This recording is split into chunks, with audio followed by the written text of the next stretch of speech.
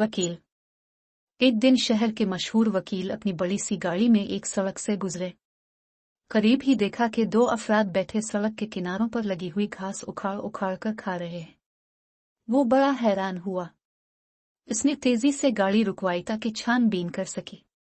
दरियाफ्त करने पर मालूम हुआ कि वो लोग बेहद गरीब हैं और खाना खाने के उनके पास कुछ नहीं है, इसलिए वो घास खाने पर मजबूर हो गए।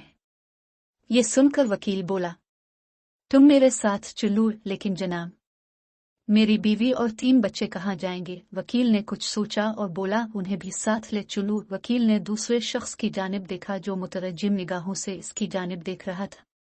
वकील ने इसे भी साथ चलने के लिए कहा, जिस पर वो घबराते हुए बोला, लेकिन जनाब, मेरी बीवी और 5 बच्चे हैं। वकील ने हंसकर कहा, बहुत खूब, तुम भी अपने बीवी बच्चे साथ ले लो। दोनों खानदान फंस फंसा कर वकील की गाड़ी में बैठ गए। जब गाड़ी चल पड़ी तो एक शख्स मशकूर निगाहों से देखता हुआ बोला, जनाब, आप बड़े रहमदिल और सखी आदमी हैं, आपका बेहद शुक्रिया।